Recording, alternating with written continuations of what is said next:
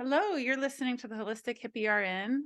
I'm Laura Gibby. I'm your host today. And today I have with me Kayla Burch. Kayla is a transformational coach who is known for guiding individuals towards profound growth and inner peace. Kayla has dedicated her life to helping others navigate their inner world. Kayla empowers individuals to transcend their limitations, embrace their true potential, and embark on a transformative journey towards self-discovery and fulfillment. Kayla just released her new book, Beyond Illusions, which has 180 days of reflections and exercises to explore the essence of non-duality and create a more harmonious life. So please welcome Kayla with me today. And do you want to tell me a little bit more about yourself? Yeah, absolutely. Thank you for that introduction. I'm excited to be here. So in addition to what you just read, I'm also another label I have is a mom of four, a homeschooling mom to four kids, ages 6 to 14. Um, so that's another thing that I am that I have with me as well. And I can't think of anything else that I would like to share directly about myself. It's sometimes hard to talk about myself, honestly. Oh, I know It that doesn't feel feeling. like there's much of me here to talk about. So sometimes I have to remember what the earthly labels are. So I know. That's quite the pack. I love it. Mhm. So, how did you get into transformational coaching?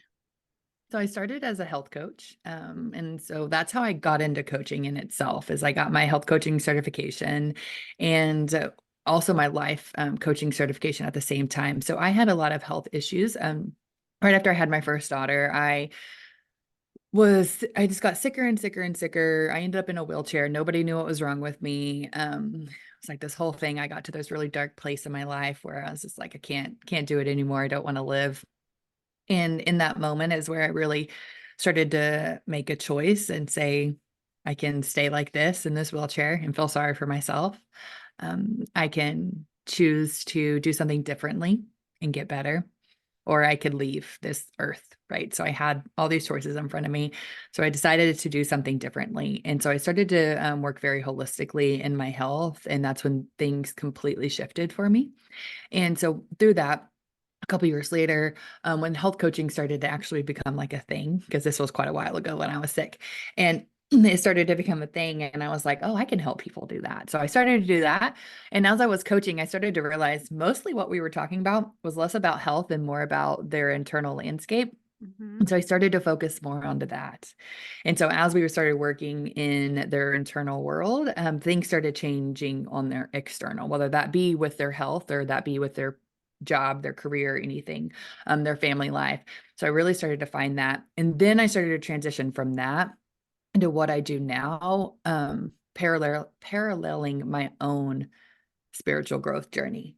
So I started to discover these things and I was like, well, I want to share that with others too. And so just naturally, and organically, my business started to morph and alongside of me in my growth as well.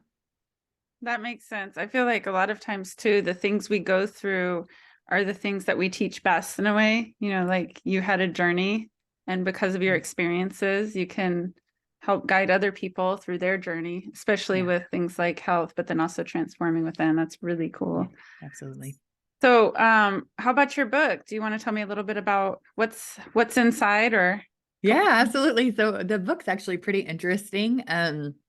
I don't know, maybe like 4 years ago, I got this idea to do a devotional, but I was like, what would I do a devotional about? Like, I'm not religious. I don't, what kind of devotional would I do on a daily basis?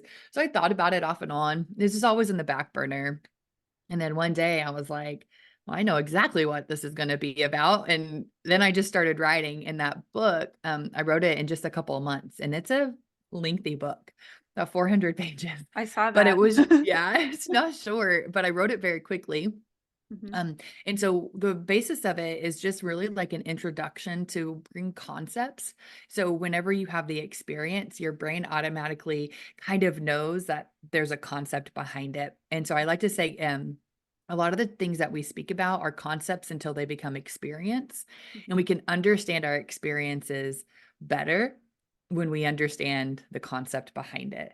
And so that's what the book is about. So it's just really beautiful exploration into self on a daily basis, where you have a little bit of a reading, a teaching, a reflection, and an action, for the day, and some things to be aware of, all in non-dual, the essence of non-duality.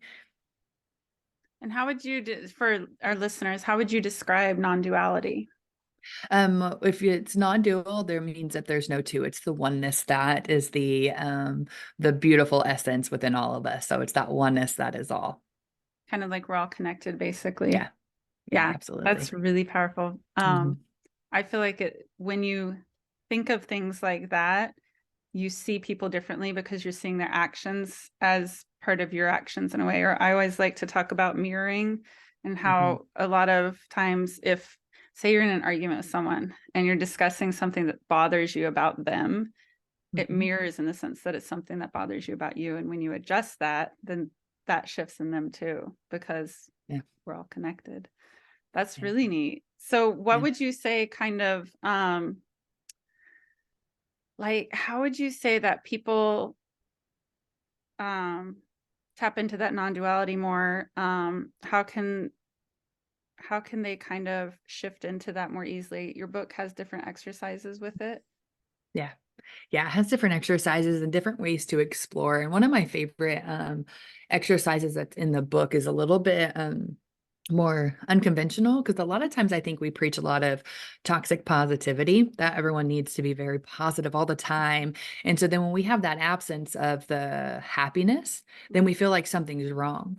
Mm-hmm. And so one of the exercises in the book is about looking at something in not seeing it as good or bad, not seeing it as happy or sad, and just looking at things for what they are without placing any meaning, without placing emotion, and just allowing things to simply be.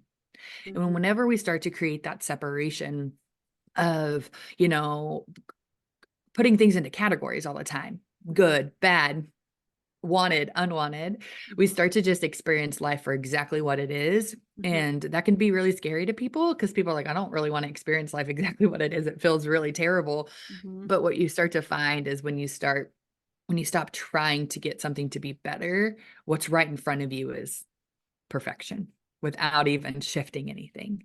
So that's one of my favorite exercises. But yeah, there's a lot of different things like that in there. The mirroring concept is in there for sure. It's actually my next book concept is about mirroring.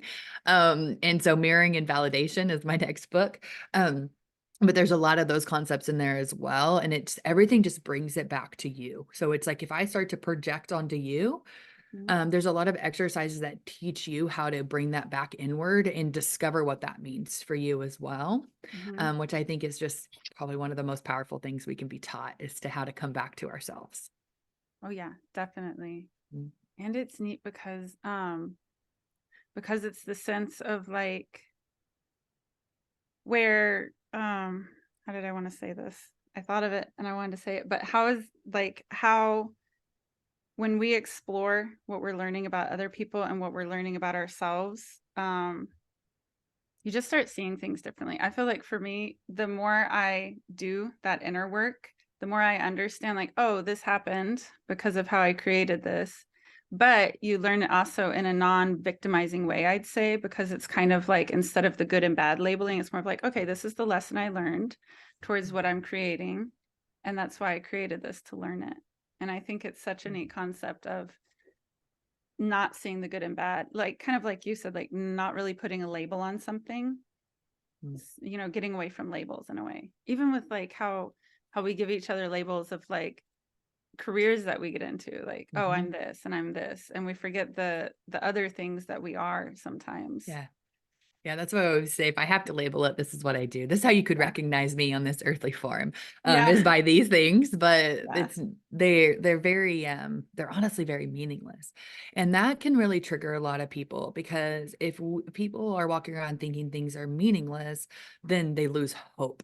Mm-hmm. But there's a big difference between thinking things are meaningless, as in like hopeless, and meaningless as in freedom, Yeah. right? Because if I don't attach to all these labels, and I don't put all of my happiness and my peace in a label, Mm-hmm. then that's freedom, because my happiness and my peace lies with me in this internal landscape, and only that. So no external circumstance can change it or take it away. Mm-hmm. And so it's the same, they're the exact same words, just the different essence behind them. And one creates suffering and one creates freedom. Mm-hmm. And how would you say people really kind of tap into more of like the suffering side of things? Yeah, I think that honestly, I think that we don't know how to not suffer. I think that we're conditioned to suffer. Mm-hmm. And it's a real curious thing because it's like we're all walking around to a certain form of suffering. And a lot of people don't like that language of suffering because they're like, I'm not suffering. And I'm like, but you are, right? Mm-hmm. And we create suffering. And when I say suffering, I mean any type of internal conflict, right? Anything that disrupts our natural state of peace is suffering. Yeah. And so whenever we say, that, maybe we're not good enough, or we doubt ourselves, or we have anxiety, or we have all these different things, and we put them on external circumstances, that is suffering. You are putting your happiness in the hands of something else, somebody or something else. And so I think that we're driven to suffer. Mm-hmm. And through that suffering, if we allow it, that's when we can allow ourselves to tap back into our innate happiness, that happiness and peace that is just our I like to call it our neutral state. Mm-hmm. And so I do think we're wired and defaulted to suffer. Everything's suffering, right? The light was too long, now we're late. The internet didn't work and now, we're late for our call, right? Mm-hmm. All these different things. It's all these little they can be minor, but they can also obviously be bigger things that create our Mm-hmm. suffering as well. My husband doesn't respect me. He doesn't think that he doesn't give me the respect I deserve. My boss never sees what I do, right? All of these things are just us creating suffering in our life. Yes, the circumstance is real. Yes, it's happening, but our reaction and our response and our thoughts and our beliefs behind it is what creates the suffering. Mm-hmm. And kind of the sense, even when we think about we're on our own, we're a single individual, it's the sense of we're creating our suffering through the triggers of our environment, like through the triggers of other people, as opposed to the idea of if we're all one, we're not creating, they're not creating our suffering. Like it's kind of like it's easy to get into the blame game of you did this or you did this. Right now I'm teaching my son that because he's like, it's your fault. I'm like, no, it's not Mhm. my fault. We don't need to place a label on that even, but things happen and it's how we work through them. And it's kind of that sense of like, I feel like we get more into that suffering. I don't know, almost like the suffering addiction, the addiction to suffering in the sense that, you get used to that feeling that you feel Mhm. from it. And like you said, like, it's like the different triggers that if you tap into that more, then you're going to feel more of that suffrage. Yeah. Yeah, we don't know how to separate suffering from happiness. Mm-hmm. And happiness is so fleeting that we may feel it for a moment, but then we go back to the suffering. And you're Mm-hmm. right, the blame game is the biggest game we play every single day. It's always somebody else's fault. Mm-hmm. And I think it's important to note that there can be causes, right? Because Mm-hmm. there can be a cause for something to be reflected back to you in life. And so we can always look at something as like a cause, but not the responsibility behind. So that Mm-hmm. can be confusing as well, because there is a level of like causation, right? So like if you're low on finances, that could be the root of, or the cause of, a direct reflection inward of, now what am I supposed to do? Right? So the Uh-huh. cause is the lack of money, Mm-hmm. but then the responsibility is now on us to say, how do I look at this situation? Right now, how do I move forward with it? And I think helping people understand that there can be external, I'll say, causes that trigger. Mm-hmm. They could be triggers or a cause that trigger something within us, but it's not to blame the cause or the trigger, right? Mm-hmm. Like it's just very Right. simple. It It's creates this, yeah, it creates this huge separation that we just don't typically allow ourselves to do. It's just cause, blame, instead of cause, trigger, reflect, mm-hmm. and then. Mhm. Right. And like tapping into that inner peace when you reflect and respond to when you feel that trigger. Kind of, Yeah. it's almost like that's why mindfulness gets so big, I think, is that when you're mindful, when you really tap into that mindfulness, then you can react with the trigger differently than if you're just like that, and Mhm. you don't understand why like why the response came. Yeah. Yeah. I think, I don't know, I think that's such an interesting thing to think about. And I think, like you said, we can also create our own freedom when we tap into that other sense of things. Absolutely. Absolutely. A lot of times, freedom is such a word that gets a little misconstrued because we Mhm, think that we think of freedom, we think of no restraints. And a lot mhm, of times people think of the no restraints being external, right? mhm, But pure freedom and liberation is an inside job, right? mhm, That's where real freedom comes. So you could still be locked down to a job, right? mhm. Because we do live on this earthly plane and we do have to pay bills, right? We do have to buy things, we have to feed ourselves. And so you could still be strapped down to a job, maybe that you don't even enjoy or like, but you could Mhm, still be free internally, which is what I think most people miss the boat on a lot because they think that freedom is just absolutely no restraints externally, but mhm. real freedom is a internal liberation. What would you say is a really good exercise to just kind of tap into building that sense of internal freedom? Hmm. Like just Yeah. something that someone could even do almost daily. Yeah, I think daily is a really good practice for something like this where you're just reflecting back inward. And I, especially if we're just speaking on freedom, I think the good point would be what are the restraints I feel? Mm, Right. And how did I create those restraints? And what mhm, is a different way to look at these restraints? And how can I not see this as a restraint? What would freedom feel like? mhm, What would freedom feel like? What would freedom feel like here? What do I gain from remaining restrained mhm, from this situation? What is my payoff? What's my benefit from that? So then there's some inquiry that you could do.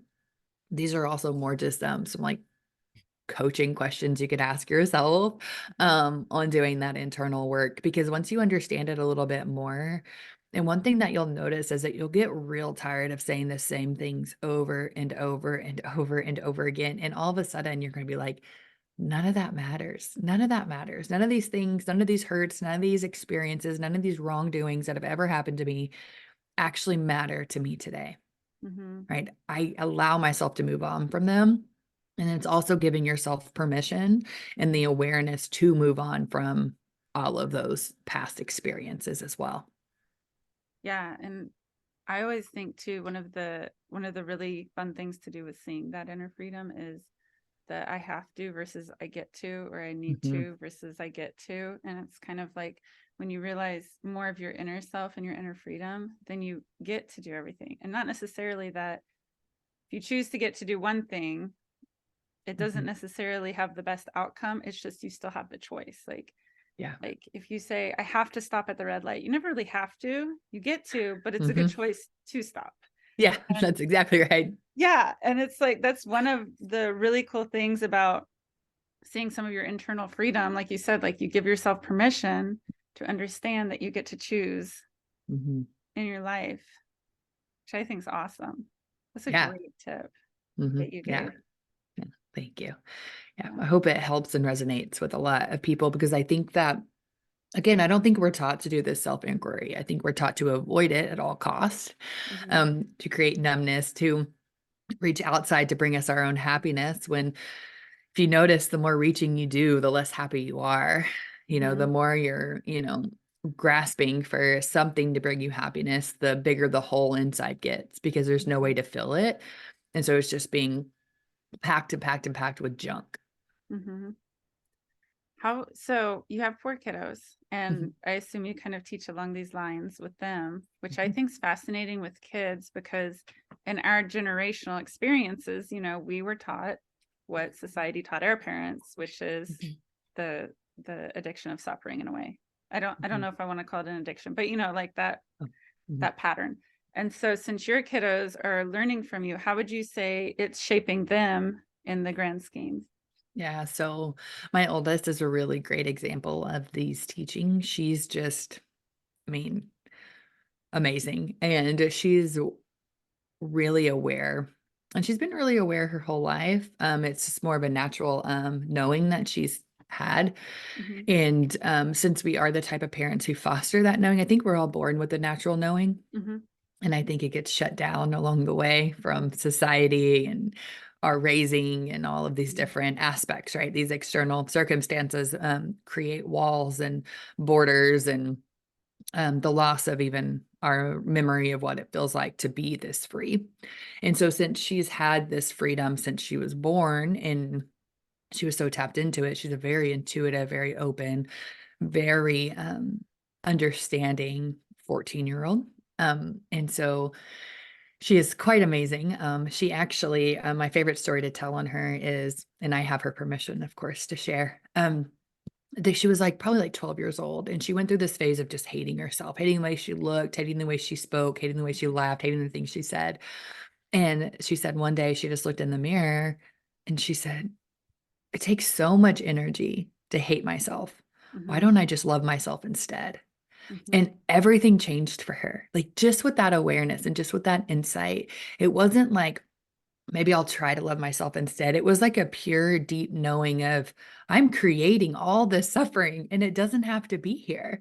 Mhm. And so, in just one moment, with one thought, it just erased it. Now, she was 12, right? The rest of us have many, many, many years behind that suffering, right? So, it doesn't just take that one little look in the mirror and say, "Oh, I'm so worthy," right? That's not, we have a lot more ingrained aspects for us. Mhm. But it is that simple.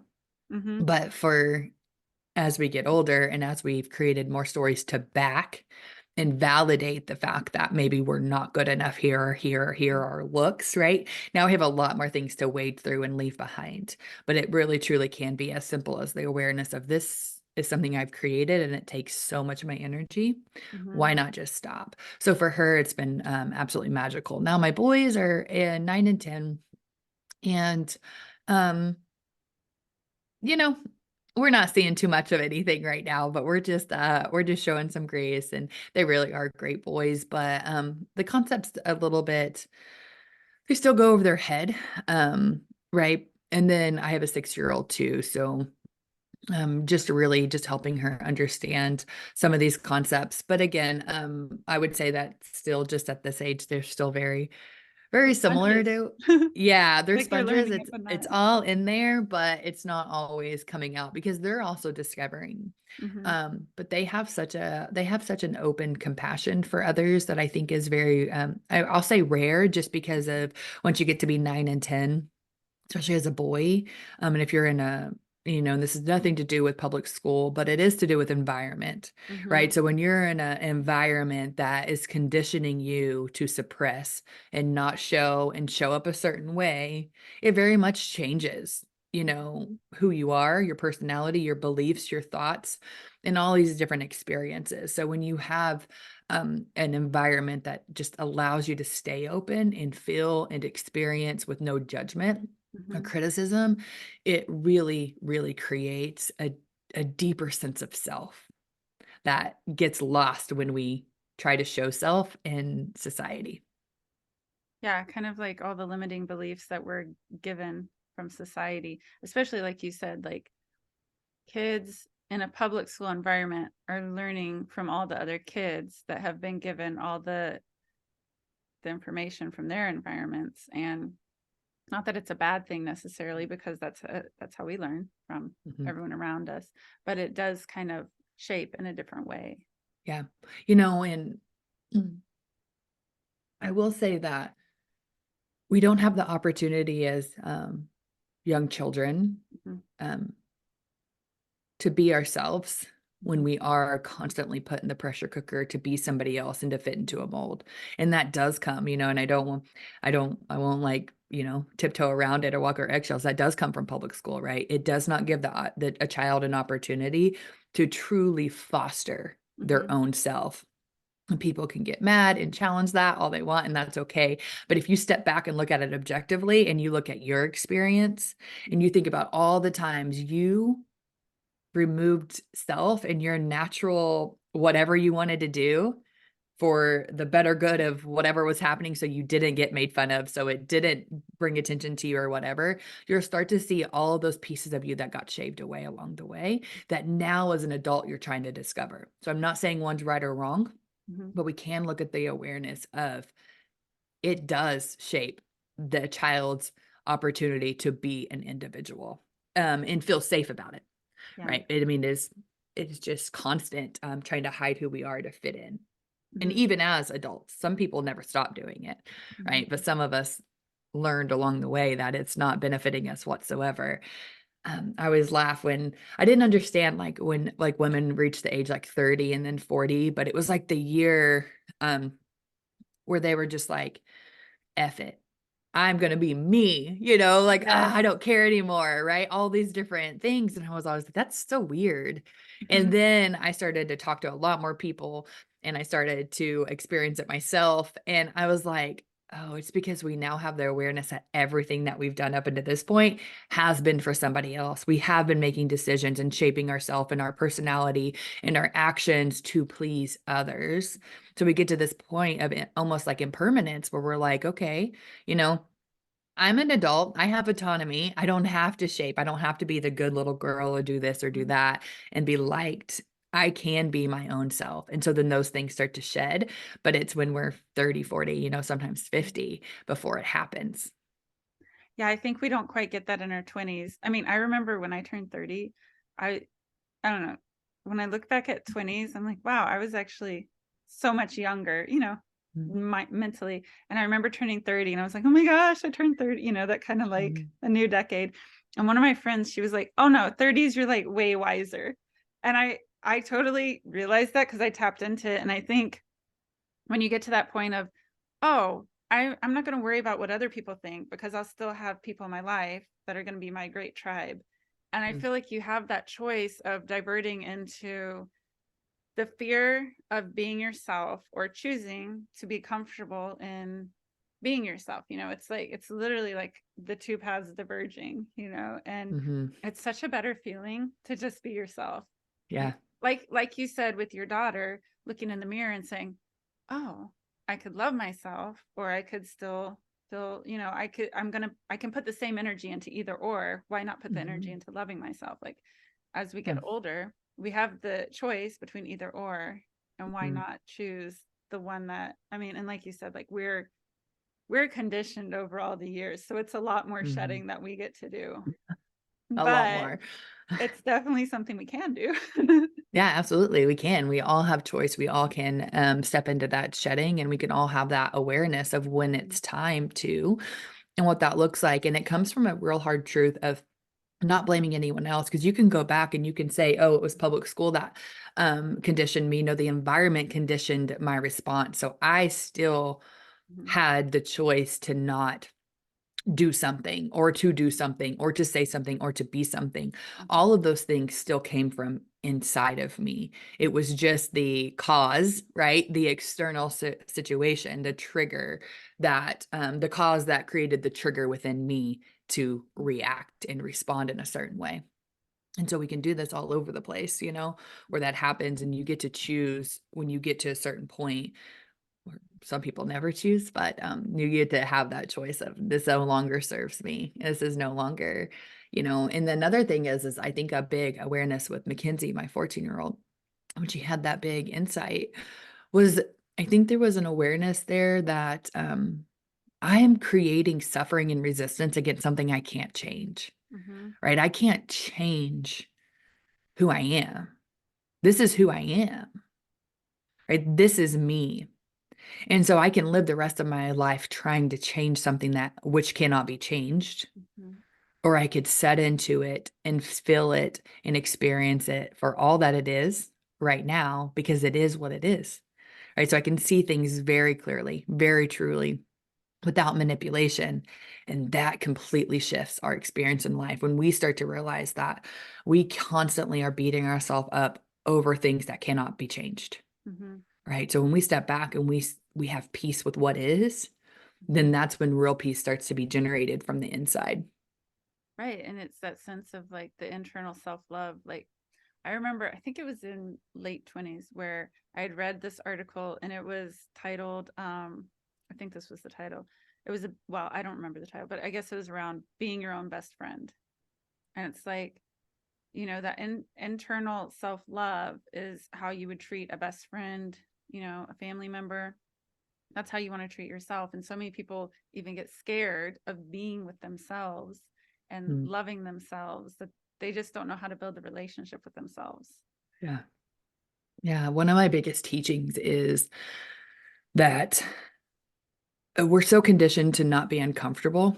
Mhm. right? So if something's scary or uncomfortable, we're taught to run the other way. Mhm.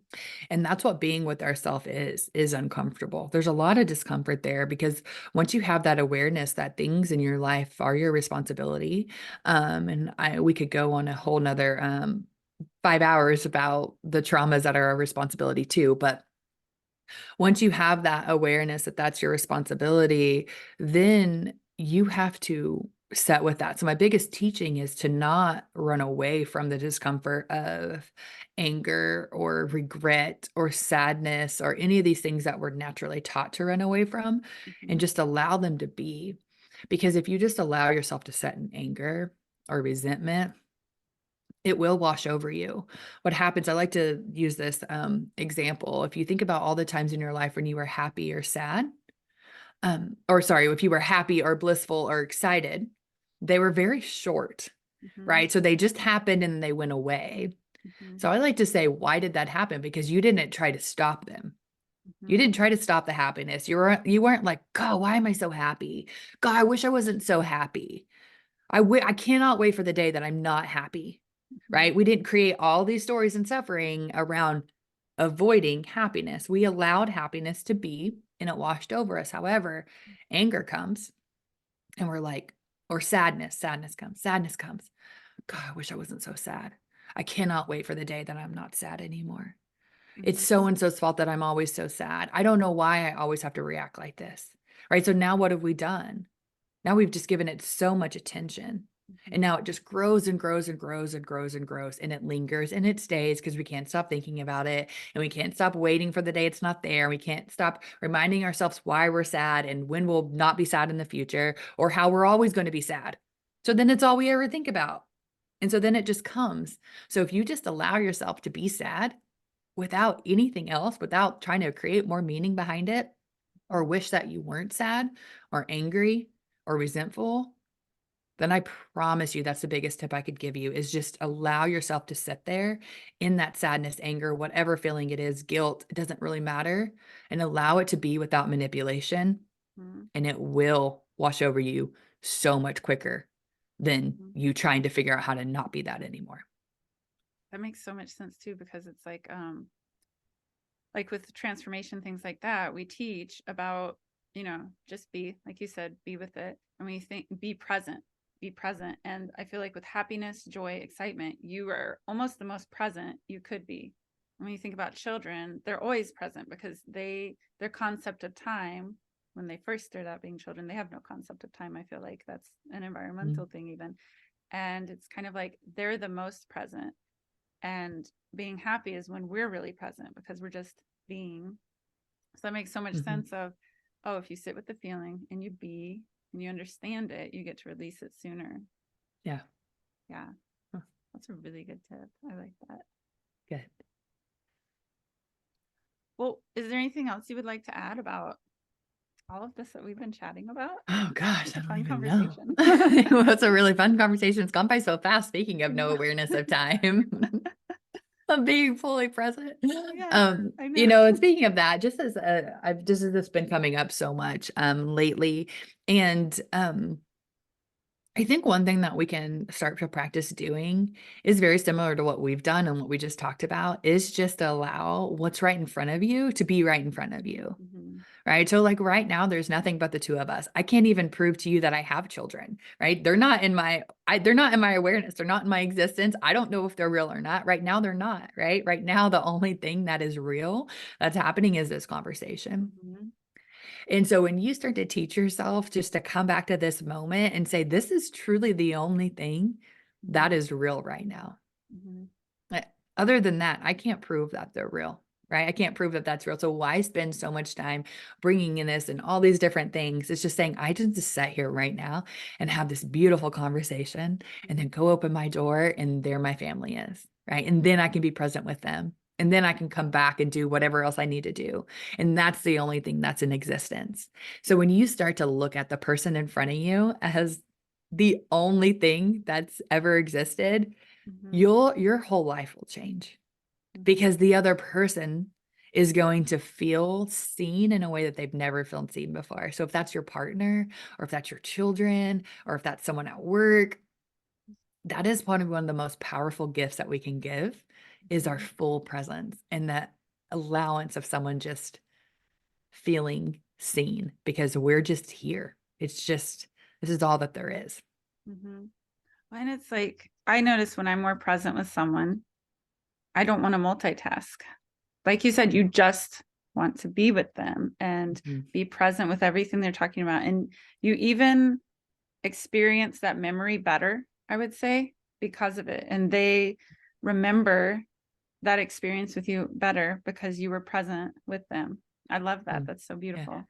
Yeah, because your energy is there, Mhm. right? So my energy is here in this Mhm. conversation. It's not somewhere else. And that's what we really feel is Mhm. energy in a conversation. That's the connection we feel with somebody else. So if Mhm. I disperse my energy elsewhere, people are going to feel that. They're going to notice and they're Mhm. not going to feel that acceptance and experience in the same way. Yeah, it puts up, that distance in a way. It's Hmm. how we all distance each other instead of Yeah. just enjoying and being. Yeah. Mhm. I love that. Well, I'm so glad you came today. I'm so glad that we could have this conversation. I feel like Yes. I learned a lot too. Oh, I'm I so love glad. such great points of view that you have. And I really like the different tips you gave of things to try. That it's like Thank the you. more you tap into that, the more you can create your happier Mhm. world. You can create a world of freedom Yeah. versus the world of suffering. Yes. Yes. And I so appreciate you having me. Thank you. And we'll chat soon. Take care. Yes. Talk soon. Mhm.